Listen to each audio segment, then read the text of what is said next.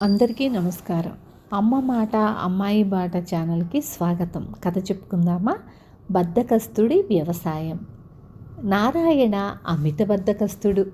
వాడికి ఎంత బద్ధకమో తన సమర్థతపై అంత నమ్మకం. వాడి తండ్రి సంవత్సరం పొడవునా కష్టపడుతూ ఉంటే వాడు మాత్రం రచ్చబండ దగ్గర చేరి కోతలు కోస్తూ ఉండేవాడు. నువ్వు కూడా తోటివారిలా వ్యవసాయంలో నీ తండ్రికి సాయం చేయరాదట్రా.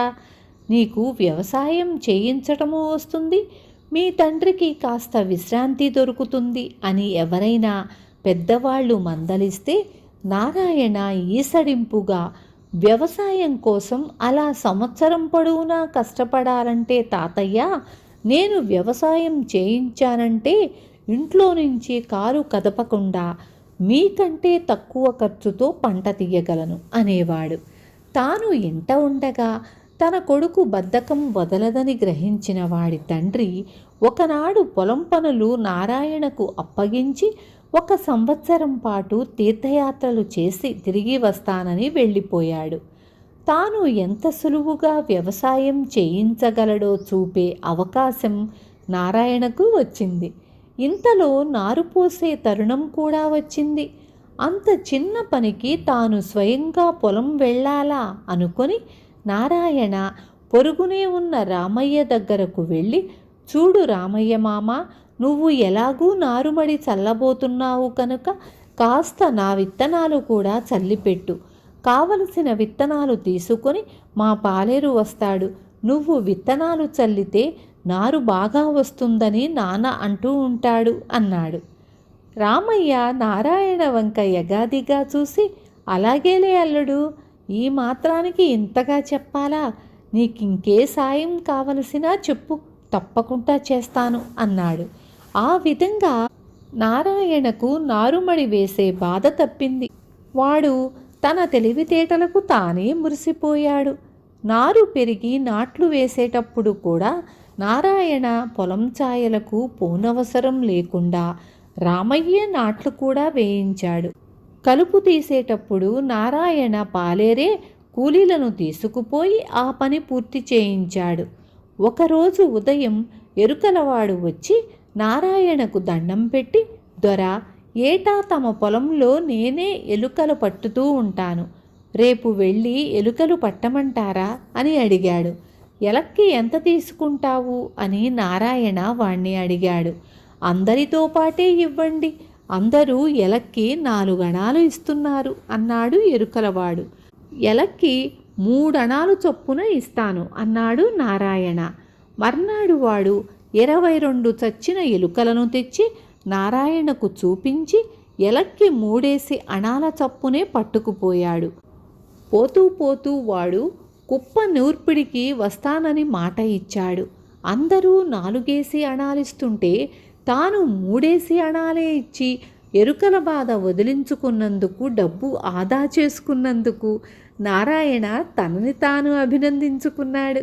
ఒకరోజు నారాయణ రచ్చబండ నుంచి ఇంటికి వస్తుంటే పొరుగు రైతు కనకయ్య పలకరించి, చూడు నాయనా, పైరుకు తెగులు పడుతున్నది, ఒకసారి మందు చల్లటం మంచిది, తొందరలోనే ఆ పని చూడు అన్నాడు.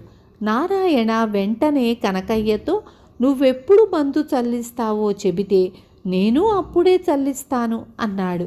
నేను రేపొద్దునే చల్లిస్తున్నాను, కావాలంటే నువ్వు కూడా రా అన్నాడు కనకయ్య. నారాయణ కొంచెం తటపటాయిస్తున్నట్లుగా, ఒక చిన్న సహాయం చెయ్యగలవా కనకయ్య? రేపు ప్రొద్దున్నే నాకో చిన్న పని తగిలింది, నువ్వేమీ అనుకోకపోతే నా పొలానికి కూడా మందు చల్లించి పెడుదు, ఇప్పుడే డబ్బిస్తాను అన్నాడు. ఆ మాత్రం సాయం చెయ్యటానికి కనకయ్య సంతోషంగా ఒప్పుకొని డబ్బు తీసుకున్నాడు. కోతలు కోసి కుప్ప వెయ్యటం కూడా నారాయణ పొలం వెళ్లకుండానే జరిగిపోయింది. ఈ మాత్రం వ్యవసాయం కోసం అందరూ ఎందుకంత హైరానా పడిపోతారో నారాయణకు అర్థం కాలేదు. వాడికి తన సమర్థతలో ఇప్పుడు పూర్తి నమ్మకం కుదిరింది. కుప్ప నూర్చటానికి రామయ్య, కనకయ్య, ఎరుకలవాడు, నారాయణ పాలేరు దగ్గర ఉంటామన్నారు. నూర్పిడి రోజైనా తాను పొలంకేసి తొంగి చూడకపోతే బావుండదని బద్ధకాన్ని ఎలాగో వదిలించుకొని బాగా తెల్లవారుజామునే లేచి పొలం బయలుదేరాడు నారాయణ. పొలాలలో ఇంకా చీకటి ఉండగానే నూర్పిళ్ళు ప్రారంభమయ్యాయి. కానీ నారాయణ తన పొలం చేరేసరికి అక్కడ ఇంకా పని మొదలు పెట్టలేదు. అంతా కూర్చొని కబుర్లు చెప్పుకుంటున్నారు. నారాయణ పక్కనే చాటుగా ఆగి వాళ్ల మాటలు వినసాగాడు. భలే దొరికాడురా నీకు. అతడి ధర్మమా అని నాకు ఈ ఏడు నారుమడి ఖర్చు శ్రమ తప్పాయి. నాకు కావలసిన నారు కూడా అతని చేతనే పోయించి నారు పీకే కూలి, నాట్లు వేసే కూలి కూడా అతని చేతనే పెట్టించాను. నువ్వు ఏమాత్రం చేసుకున్నావురా అని రామయ్య నారాయణ పాలేరును అడుగుతున్నాడు. వాడు ఇక్కిలిస్తూ, నేను మిగుల్చుకున్నది ఏపాటిలేండి, 10 మంది కూలీలను పెట్టి 15 మందిని పెట్టానని చెప్పాను అన్నాడు. నా పైరుకు చీడ పట్టినప్పుడు మందులు కొనటానికి నా చేతిలో దమ్మిడి లేదు. అంతలో మనవాడు గుర్తుకొచ్చాడు. మందు చల్లించావా నారాయణ అంటే నన్నే చల్లించమని డబ్బిచ్చాడు. గొప్ప బద్ధకస్తుడు గదా, వాడి పుణ్యమా అని నా పైరుకు మందు చల్లుకున్నాను అన్నాడు కనకయ్య పకపకా నవ్వుతూ. అయ్యా, నేను కూడా చేసిన పని చెబితే పోతుంది. రోజంతా నలుగురి పొలాలలో ఎలుకలు పడితే 62 దొరికాయి. అందరి దగ్గర డబ్బులు వసూలు చేసుకొని మొత్తం ఎలుకలన్నీ తీసుకుపోయి తమ పొలంలో దొరికాయండి అంటే నమ్మేశాడాయన. అంతా ఎలక్కి పావలా ఇస్తుంటే తాను 3 అణాలకు బేరం చేసి డబ్బు ఆదా చేశానని సంబరపడ్డాడు. కానీ నిజంగా ఆయన చేలో దొరికినవి 10 ఎలకలే అన్నాడు ఎరుకలవాడు. మనం కూడా మన పని ప్రారంభిద్దామా అన్నాడు రామయ్య. తొందరేముంది, మరో గంట ఆగి మొదలు పెడదాం అన్నాడు కనకయ్య. చాటు నుంచి ఈ మాటలన్నీ విన్న నారాయణకు గుండె జారిపోయింది. మరుసటేడు వాడు తండ్రికి తీసిపోకుండా వ్యవసాయం పనులు చేసి తన బద్ధకానికి స్వస్తి చెప్పాడు. విన్నారు కదా. రేపు మళ్ళీ మంచి కథతో మీ ముందుకొస్తాను. ఉంటాను.